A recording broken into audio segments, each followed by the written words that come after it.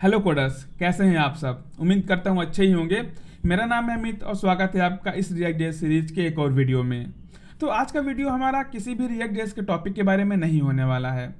अभी तक हम लोगों ने जितनी भी सारी चीज़ें पढ़ी हैं उन्हीं चीज़ को हम लोग यहाँ पे रिवाइज करने वाले हैं और उन्हीं का यूज़ करके यहाँ पे एक छोटा सा प्रोजेक्ट बनाने वाले हैं, जो कि हमारा क्या है, बैकग्राउंड कलर पिकर। अभी प्रोजेक्ट बहुत ही छोटा सा है, बहुत सिंपल सा है, बट इसको समझना बहुत ही ज़्यादा ज़रूरी है, क्योंकि किसी भी बड़े प्रोजेक्ट को बनाने के लिए हमें उसकी छोटी छोटी चीज़ें समझना ज़रूरी है, किसी भी फ्रेमवर्क की या फिर किसी भी लाइब्रेरी की, राइट। क्योंकि क्या कहते हैं, बूंद बूंद से सागर बढ़ता है। तो किसी भी बड़ी चीज़ को बनाने के लिए हमें छोटी छोटी चीज़ों से होकर के गुजरना पड़ता है, राइट। तो जैसे कि यहाँ पे अगर आप लोग देखें तो यहाँ पे हम लोग ये सिंपल सा बहुत ही अच्छा देखने वाला एक कलर पिकर बनाने वाले हैं, जहाँ पे हमारे पास एक बैकग्राउंड है, उसके ऊपर एक कलर है और यहाँ पे एक स्ट्रिप है। इसके अंदर कई सारी बटन्स दी गई हैं जिनके ऊपर कुछ कलर्स लिखे गए हैं और उनका कलर भी वही है। तो जिस भी कलर पे हम लोग क्लिक करेंगे, जो हमारा बैकग्राउंड है उसी कलर में रिप्लेस हो जाएगा। जैसे कि अगर हम लोग यहाँ पे ऑरेंज पे क्लिक करेंगे तो जो हमारा बैकग्राउंड है वो ऑरेंज में चेंज हो गया। गोल्ड पे क्लिक करते हैं तो गोल्ड में चेंज हो गया और फिर यहाँ पे ब्राउन में क्लिक करते हैं तो ब्राउन में हमारा बैकग्राउंड कलर चेंज हो गया। तो यही एक छोटा सा सिंपल सा अच्छा दिखने वाला प्रोजेक्ट हम लोग बनाने वाले हैं। तो अंत तक बने रहिए, आपको बहुत सारी चीज़ें सीखने को मिलेंगी जो कि हम लोग इस प्रोजेक्ट में यूज़ करने वाले हैं। तो ज़्यादा समय नहीं खराब करते हैं, चलते हैं डायरेक्टली अपने कोडिंग एडिटर पर। तो हम लोग आ गए हैं अपने कोडिंग एडिटर पर और यहाँ पे सबसे पहले हम लोग एक नया प्रोजेक्ट क्रिएट करते हैं वाइट के थ्रू।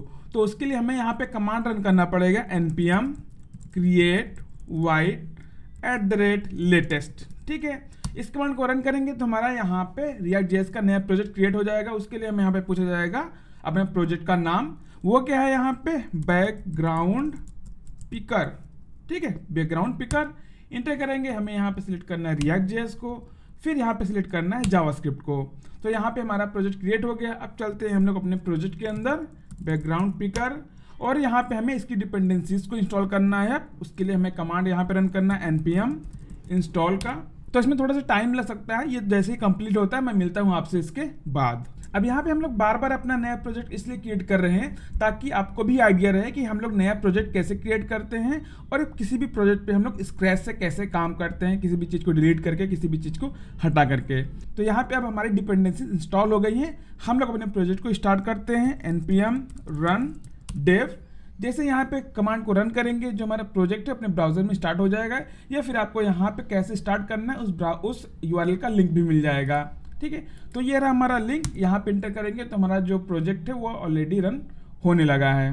तो यहाँ पे जो हमारा प्रोजेक्ट है वो स्टार्ट हो गया है। काउंट पे क्लिक करेंगे तो यहाँ पे प्लस प्लस हो रहा है, मतलब कि सक्सेसफुली रन कर रहा है। ठीक है, तो हमें क्या बिल्ड करना है उसको यहाँ पे ओपन कर लेते हैं, क्योंकि उसका मैंने स्क्रीनशॉट पहले से ले रखा है। तो उसको मैं यहाँ पे ओपन करता हूँ, ओपन हो जा, ये रहा। ठीक है, तो इसको हम लोग पहले से समझ चुके हैं कि हमें इसमें क्या क्या चीज़ें बिल्ड करनी है। सबसे पहले हमारा क्या था, एक मेन कंपोनेंट था, मीन्स जो हमारा ऐप जेएस था। उसके बाद हमारे पास यहाँ पे एक डिवीए था, उसके अंदर हमारे पास मल्टीपल बटन्स थी। तो यहाँ पे जो बटन्स है, बटन्स को हम लोग एक सेपरेट कंपोनेंट में डाल देंगे। तो हम लोग चलते हैं अपने प्रोजेक्ट के अंदर और वहाँ पे जो हमारे पहले से रिटर्न कोड है उसको हटा देते हैं, क्योंकि उनकी जरूरत तो अभी हमें है नहीं। कहाँ गया हमारा बैकग्राउंड पिकर। ठीक है, इसको ओपन किया। एसआरसी के अंदर हम लोग चलते हैं और यहाँ पे चलते हैं main.jsx के अंदर। इसकी हमें कोई ज़रूरत नहीं है। ठीक है, तो हमारा ये app.jsx है, इसके अंदर के सारे कोड को हम लोग हटा देते हैं, हट गए। ठीक है, अब सेव करेंगे तो जो हमारा यहाँ पे था अब यहाँ पे कुछ भी दिखाई नहीं देगा। और जो हमारा index.css है, यहाँ से भी इन सभी चीज़ों को हटा देते हैं। ये सारा का सारा प्रोजेक्ट यहाँ पे क्लीन हो गया। तो यहाँ पे इसको हम लोग बिल्ड करने वाले हैं टेलविंड सीएसएस से, जो कि अभी इसके जस्ट पहले वाले वीडियो में हम लोगों ने सीखा हुआ है। तो अब टेलविंड को हम लोग कैसे यहाँ पे सेटअप करेंगे उसको भी देख लेते हैं। तो हम लोग गूगल पे सर्च करते हैं टेलविंड, चलते हैं हम लोग टेलविंड की वेबसाइट पे, गेट स्टार्टेड। फिर यहाँ पे हम लोग इसको यूज कर रहे हैं एक फ्रेमवर्क के अंदर, इस पर क्लिक करते हैं, वाइट को सिलेक्ट करते हैं और यहाँ पे कैसे इसको सेटअप करना वो यहाँ पे दे दिया गया है।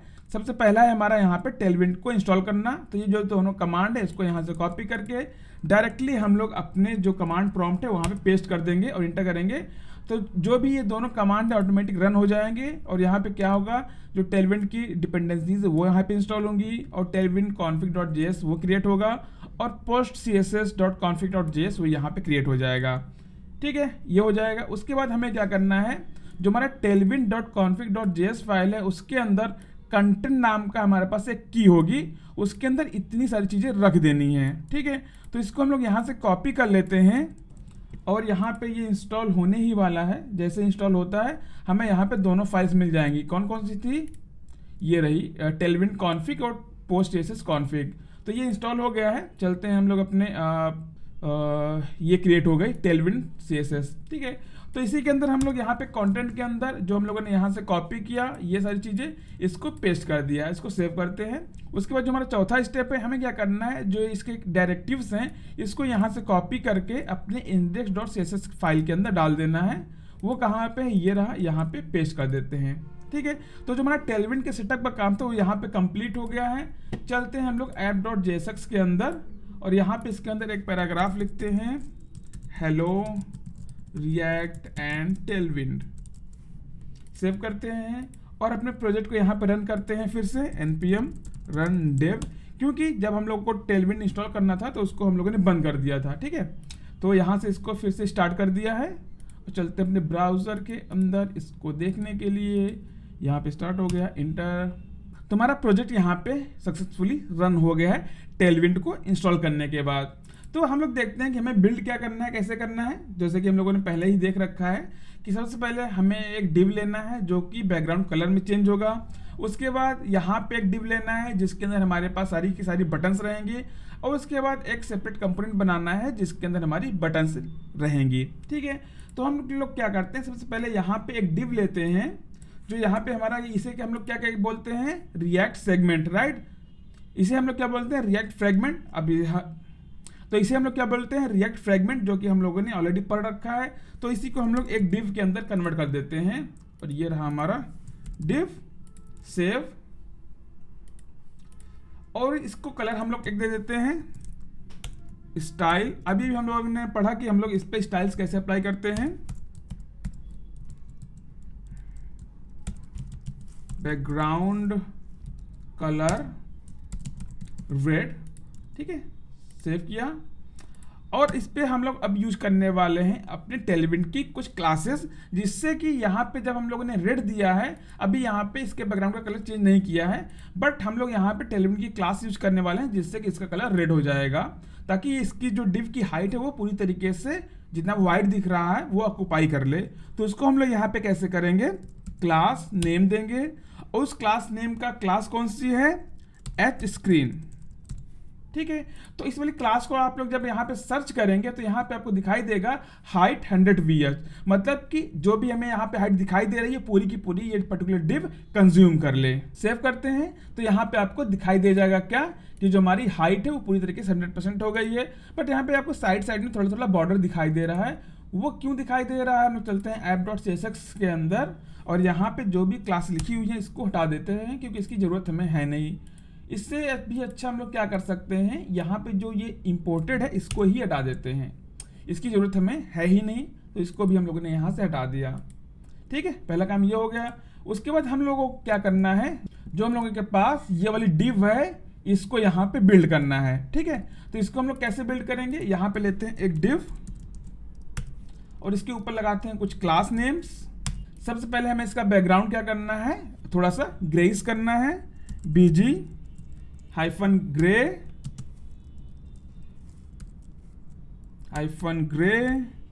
-100। ठीक है, सेव। अभी यहाँ पे कुछ नहीं आया और यहाँ पे हम लोग दे देते हैं इसको पैडिंग 2। सेव। ठीक है, ये यहाँ पे दिखाई देने लग गया है वाइट पट्टी। अब हमें क्या करना है, इसको राउंड करना है, थोड़ा सा राउंडेड। सेव। ओके, उसके बाद इसके अंदर थोड़ा सा शैडो डॉट डाल देते हैं, ये रहा शैडो। सेव। ठीक है, इतना काम अभी के लिए हमारा हो गया है। और एक चीज़ यहाँ पे और है कि ये जो हमारी सेकेंड वाली पट्टी है, मतलब कि जिसके अंदर हमारी बटन्स रहेंगी, वो यहाँ पे एकदम से ऊपर सटा हुआ है। तो इसको यहाँ पे थोड़ा सा नीचे लाने के लिए और थोड़ा सा लेफ्ट साइड और राइट साइड से भी हम लोग को क्या चाहिए, थोड़ा सा स्पेस चाहिए। तो यहाँ पे जो हमारा मेन डिव है इसके अंदर ही हम लोग यहाँ पे पैडिंग दे देते हैं 3 की। ठीक है, सेव करेंगे तो यहाँ पे थोड़ा सा ये बीच में आ गया है जैसा कि हमारी रिक्वायरमेंट है। इतना काम हमारा कंप्लीट हो गया है। अब हम लोग क्या करते हैं, यहाँ पे अपनी बटन को डिज़ाइन करते हैं। तो यहाँ पे हम लोग सबसे पहले अपनी डिज़ाइनिंग का काम कर रहे हैं, उसके बाद हम लोग इसके ऊपर फंक्शनलिटीज को अप्लाई करेंगे। ठीक है, आप लोग दोनों यहाँ पे अप्रोच फॉलो कर सकते हैं। या तो सबसे पहले आप लोग डिज़ाइनिंग कर लीजिए, फिर उसके बाद आप लोग फंक्शनलिटी ऐड करिए, या फिर सबसे पहले फंक्शनलिटी ऐड कर लीजिए, फिर यहाँ पे आप लोग डिज़ाइनिंग को ऐड करिए। तो हम लोग यहाँ पे सबसे पहले डिज़ाइन कर ले रहे हैं, उसके बाद फिर हम लोग यहाँ पे फंक्शनलिटी को ऐड कर रहे हैं। ठीक है, उसके बाद हमें यहाँ पे एक डिफाइन करना है बटन को। तो बटन हमारा क्या रहेगा, कंपोनेंट। तो कंपोनेंट को हम लोग एक कंपोनेंट के फोल्डर में डालते हैं। एसआरसी के अंदर हम लोग क्रिएट करते हैं कंपोनेंट्स नाम का फोल्डर। ठीक है, इसके अंदर हम लोग एक कंपोनेंट क्रिएट करते हैं बटन नाम का .jsx। तो यहाँ पे हम लोगों ने जितनी भी सारी चीज़ें अभी तक पढ़ रखी हैं, जो कि क्या है, स्टेट्स है, कंपोनेंट्स है, लिस्टिंग है और CSS है, इन सभी का यूज इस पर्टिकुलर प्रोजेक्ट के अंदर होने वाला है, जिससे कि आपकी पुरानी नॉलेज भी यहाँ पे टेस्ट हो सके। ठीक है, तो यह रहा हमारा बटन। यहाँ पे हम लोग लगाते हैं export default function button return button, इसको हम लोग दे देते हैं रेड। ठीक है, रेड कलर की बटन रहेगी हमारी। और इसके ऊपर हम लोग लगाते हैं कुछ क्लासेस इसको अच्छा बनाने के लिए, क्लास नेम। ठीक है, यहाँ पे एक्सपोर्टेड है, तो इसको सबसे पहले यूज कर लेंगे, ताकि हम लोग इस पे जो भी क्लासेस अप्लाई करें उसका रिस्पॉन्स कैसे हमें मिल रहा है वो दिखाई देता रहे। तो जो हमारा बटन कंपोनेंट है, इसको यहाँ पे इंपोर्ट करते हैं app.jsx के अंदर। कैसे इंपोर्ट करेंगे, import button from components folder, फिर बटन .jsx। ओके, इसको हमें यूज कहाँ पे करना है, ये जो हमारी व्हाइट वाली स्ट्रिप है इसके अंदर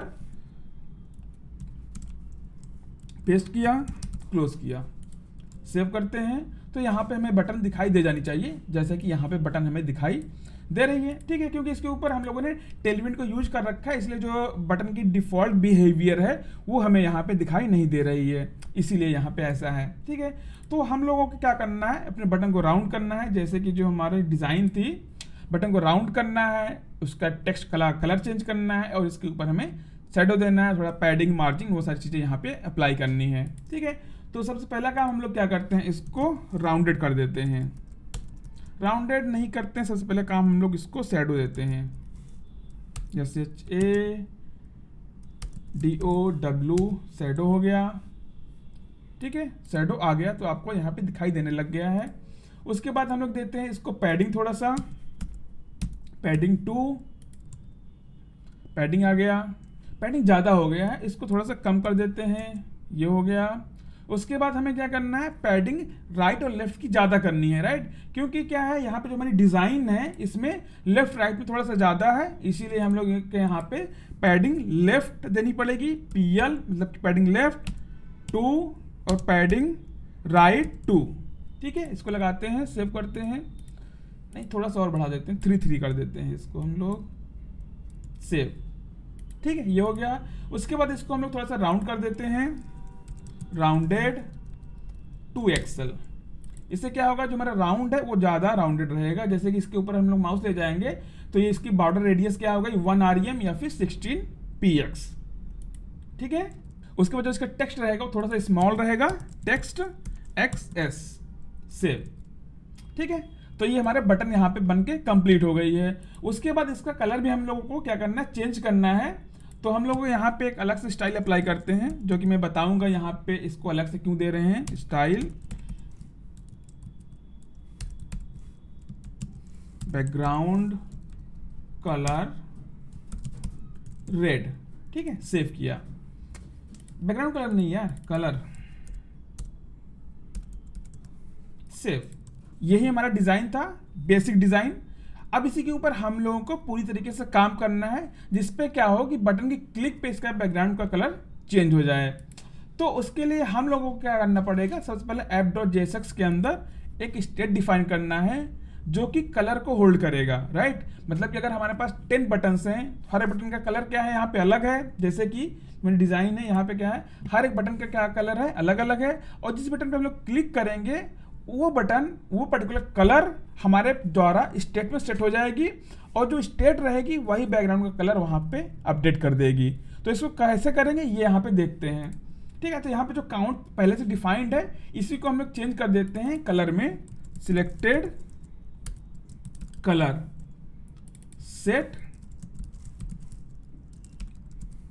आप लोगों को पता है कैसे हम लोग स्टेट को यूज करते हैं, राइट। यहाँ पे क्या सिलेक्टेड कलर जो कि क्या है, एक वेरिएबल है जिसके ऊपर इस पर्टिकुलर स्टेट की वैल्यू रहेगी, और सेट सिलेक्टेड कलर क्या करेगा, जो ये स्टेट है इस स्टेट की वैल्यू को अगर हमें चेंज करना है तो इस पर्टिकुलर फंक्शन के द्वारा ही हम लोग चेंज कर सकते हैं, ठीक है। और इसका एक इनिशियल कलर हम लोग कर देते हैं ब्लू, अभी के लिए ब्लू, ठीक है। ये हो गया ब्लू। अब हमें क्या करना है, जो हमारा ये स्टाइल जो हम लोगों ने पहले से अप्लाई कर रखा है इस बैकग्राउंड के ऊपर, जो यहाँ पे रेड दिखाई दे रहा है, इसको हम लोग यहाँ पे अगर येलो कर देंगे, येलो कर दिया तो इसका बैकग्राउंड क्या हो गया, येलो हो गया।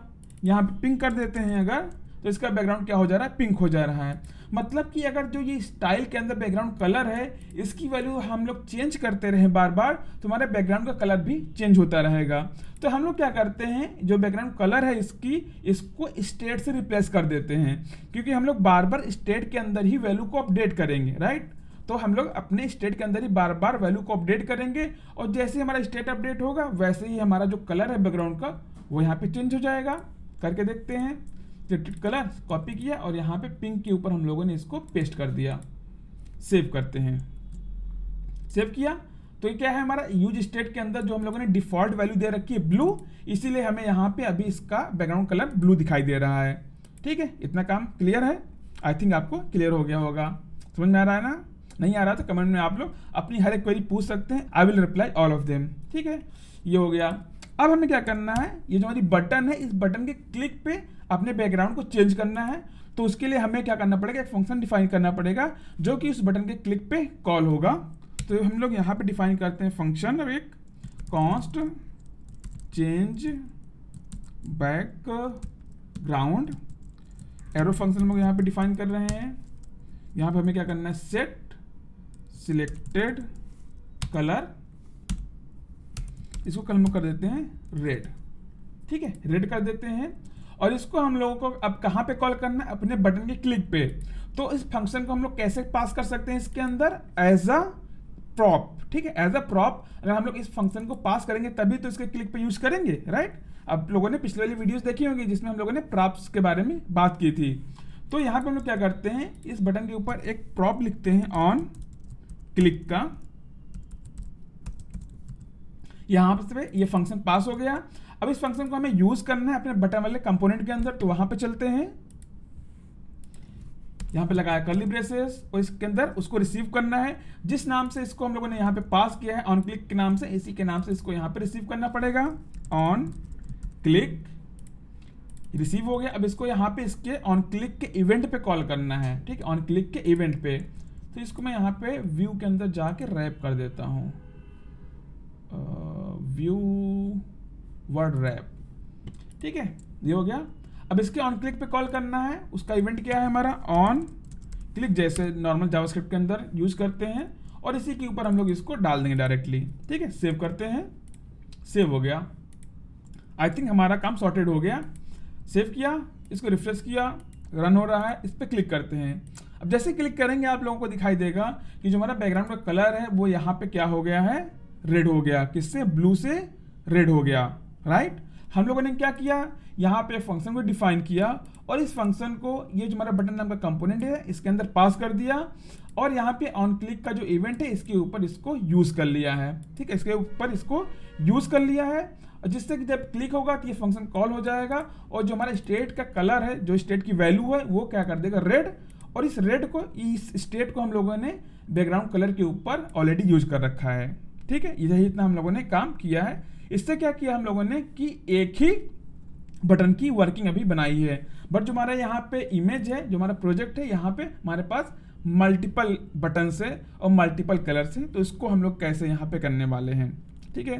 तो जैसा इसके पहले वाले वीडियोस में हम लोगों ने क्या देखा था कि हम लोग वहाँ पे लिस्ट का यूज किए थे, राइट, कि एक एरे ऑफ ऑब्जेक्ट के अंदर हमारे पास मल्टीपल वैल्यूज थी और उनके द्वारा लूप लगा करके हम लोगों ने वहाँ पे अपने प्रोडक्ट्स को डिस्प्ले कराया था। तो वैसे ही हम लोग यहाँ पे बटन्स के लिए भी करने वाले हैं कि जितनी भी हमारी बटन्स की वैल्यूज हैं उनको हम लोग एक ऑब्जेक्ट के अंदर, एक एरे के अंदर डाल देंगे, फिर लूप लगा के उसको हम लोग यहाँ पे प्रिंट करेंगे। मेरे पास पहले से ऑलरेडी कलर्स हैं तो उसको मैं यहाँ पे पेस्ट कर देता हूँ डायरेक्टली। ये रहा। ठीक है, इतने सारे कलर्स हैं जो कि हम लोग यहाँ पे डिस्प्ले करवाने वाले हैं, जो कि कलर्स नाम के वेरिएबल में पहले से स्टोर है। ठीक है, तो हमें क्या करना है अब कि इन सभी कलर्स को एक लूप लगाना है, इसके ऊपर मैप फंक्शन लगाना है, जो कि इस बटन्स के रूप में कन्वर्ट हो जाएंगे। कैसे कन्वर्ट होंगे इसको हम लोग करके देखते हैं। कलर्स ये हम लोग को बटन्स बनाने हैं कई सारे, कई ब्रेसेस। हम लोग यहाँ पे लिखेंगे कलर्स डॉट मैप, आप लोगों ने पहले से पढ़ रखा है, और इसके अंदर हमें पास करना है एक कॉलबैक फंक्शन, और उसके अंदर सबसे पहला पैरामीटर हमारा क्या होगा, आइटम, मतलब कि हर एक बार जितनी भी बार हमारा लूप चलेगा उतनी बार हमें एक एक कलर उस पर्टिकुलर वेरिएबल या उस पर्टिकुलर पैरामीटर पे मिलता हुआ चला जाएगा। यहाँ पे लगाते हैं एक पैरेंथेसिस, इसके अंदर हम लोग डालते हैं कलर।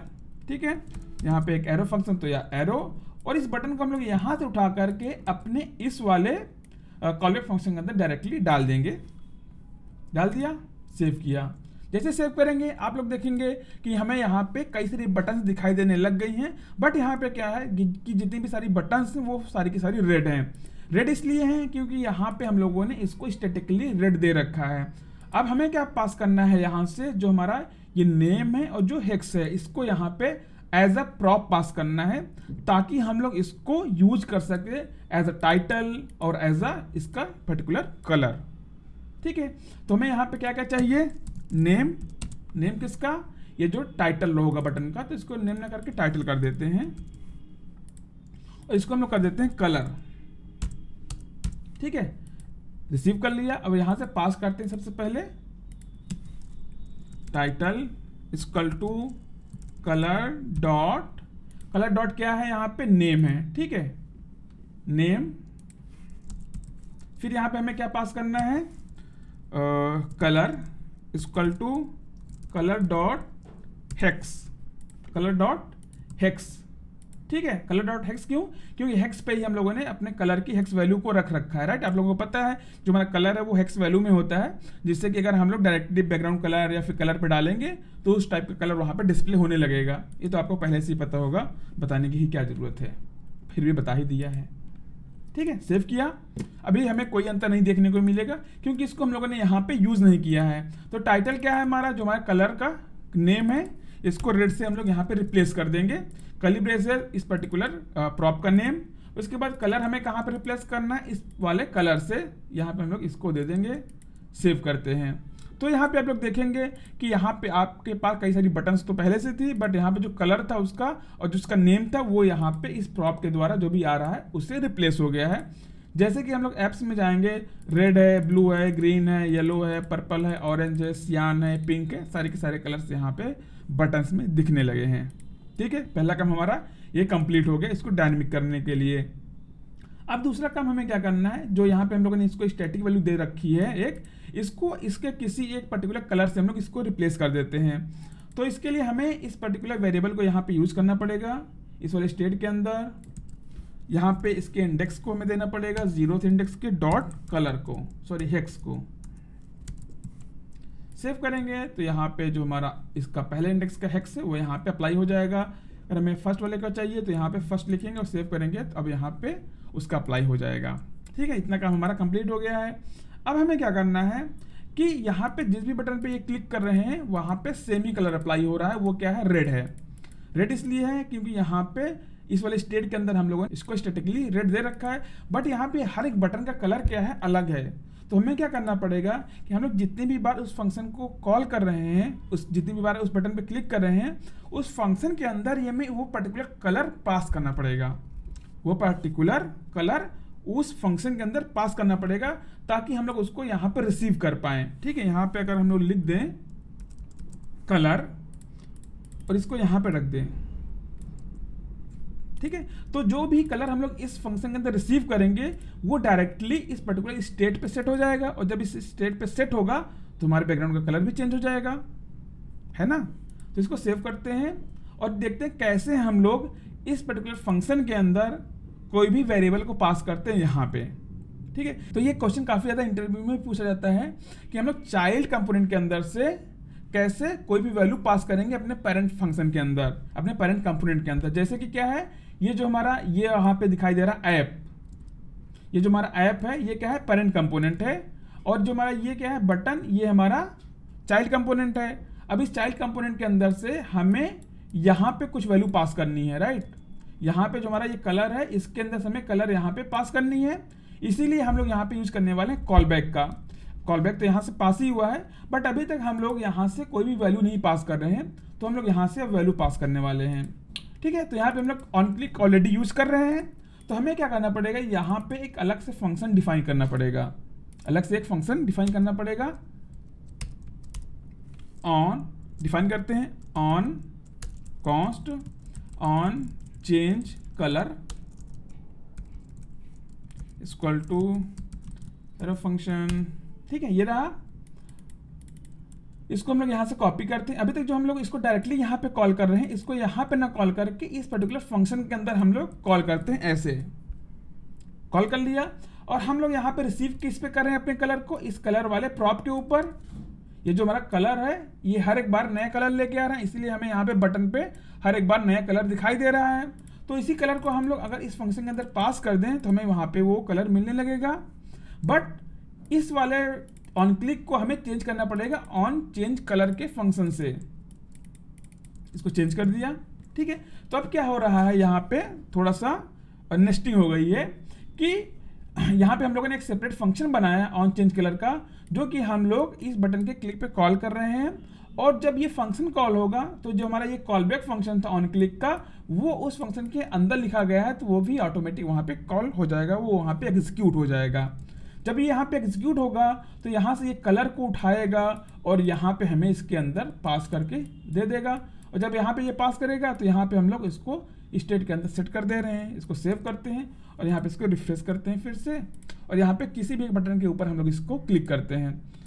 ब्लू तो पहले से ही, ग्रीन पे क्लिक करते हैं तो यहाँ पे ग्रीन हो गया, मैरून पे क्लिक करते हैं तो मैरून हो गया। और यहाँ पे अगर हम लोग इसको चेक करें क्या दिखाई दे रहा है हमें, कंसोल लॉक करते हैं,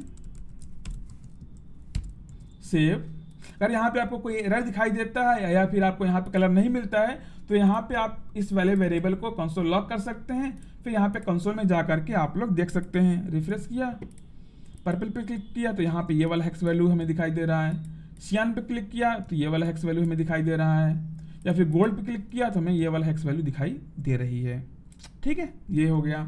और यहाँ पे हमें एक वार्निंग भी दिखाई दे रही है, वो क्या है, each children in a list should have a unique की प्रॉप। तो हम लोगों ने अपने लिस्ट एंड कीज वाली वीडियो में देखा था कि हमें की को पास करना क्यों इंपॉर्टेंट है, राइट। वो हमारे जो हमारा रिएक्ट जेएस का एप्लीकेशन उसको रोकेगा नहीं कि वो नहीं रन करेगा, कुछ और एरर आएगी, वो बस उसके परफॉर्मेंस के लिए इंपॉर्टेंट है। तो हम लोग यहाँ पे बटन के अंदर एक की लगाते हैं और यहाँ पे जो हमारा हेक्स है उसी को एज अ की पास कर देते हैं, क्योंकि हमारा हर एक कलर क्या है, यूनिक है। सेव करते हैं तो हमारा जो ये वार्निंग है यहाँ से चला जाएगा। इसको रिफ्रेश करते हैं, यहाँ से हट गया। और जब भी हम लोग किसी भी बटन पे क्लिक करेंगे तो उसका कलर यहाँ पे प्रिंट हो रहा है, क्योंकि यहाँ पे हम लोगों ने कंसोल लॉक किया हुआ है। तो इसको हटा देते हैं, इसकी ज़रूरत है नहीं अब हमें। ठीक है, सेव किया। इसको थोड़ा सा और अच्छा डिज़ाइन हम लोग यहाँ पे दे देने की कोशिश करते हैं। अब चलते हैं बटन के अंदर और यहाँ पे हम लोग कुछ और क्लासेस अप्लाई करते हैं। जैसे कि क्या है, जो हमारा बटन है लेफ्ट से सटा हुआ है, ऊपर नीचे से भी सटा हुआ है, तो यहाँ पे हम लोग इसको देते हैं margin right two margin bottom two save. ठीक है, तो ये अब देखने में थोड़ा सा अच्छा लगने लगा है। और साइड में करेंगे तो ये क्या हो रहा है, रिस्पॉन्सिव भी है, और इधर ले जाएंगे तो अभी सारे के सारे एक लाइन में आ जाएंगे, राइट, एक लाइन में भी आ जाएंगे। और किसी पे भी हम लोग क्लिक करेंगे तो वो जो हमारा बैकग्राउंड है उस पर्टिकुलर कलर से ऑटोमेटिक रिप्लेस हो जाएगा। ठीक है, आई थिंक आपको समझ में आ गया होगा कि हम लोगों ने इसको कैसे बिल्ड किया है। फिर भी हम लोग इसको एक बार रिवाइज कर लेते हैं। तो यहाँ पे हम लोगों ने क्या क्या चीज़ें यूज़ की हैं। हम लोगों ने रिएक्ट जेएस का एक सेपरेट प्रोजेक्ट बनाया, उसके अंदर हम लोगों ने टेलविंड को इंटीग्रेट किया, टेलविंड को सेटअप किया। उसके बाद जो हमारा पुराना वाला कोड था इसके अंदर, उसको यहाँ से हम लोगों ने कम्प्लीटली रिमूव कर दिया। उसके बाद हम लोगों ने यहाँ पे कौन कौन से यहाँ पे रिएक्ट जेएस के टॉपिक कवर किए हैं। सबसे पहले हम लोगों ने स्टेट को देखा, फिर प्रॉप को देखा, फिर हम लोगों ने कैसे CSS और क्लास को यूज करते हैं वो देखा। फिर हम लोगों ने यहाँ पे लिस्ट को कैसे यूज करते हैं, लिस्ट का यूज करके हम लोगों ने यहाँ पे अपने बटन्स को लिस्ट करवाया, उसको भी देख लिया। और हम लोग कैसे कीज का यूज करते हैं उसको भी यहाँ पे देख लिया। तो हमारे जितने भी पुराने टॉपिक्स थे वो सारे के सारे टॉपिक्स यहाँ पे कवर हो गए हैं। आई होप कि आपको ये वीडियो समझ में आया होगा और आपका जो पिछली नॉलेज थी उसको भी टेस्ट करने में हेल्प की हुई होगी। ठीक है, आई होप कि आपको वीडियो अच्छा लगा होगा। अगर वीडियो अच्छा लगा तो वीडियो को लाइक कीजिए, चैनल को सब्सक्राइब कीजिए और अपने दोस्तों के साथ जरूर शेयर कीजिए। मिलते हैं आप सब नेक्स्ट वीडियो में, तब तक के लिए keep watching and keep planning. Thank you.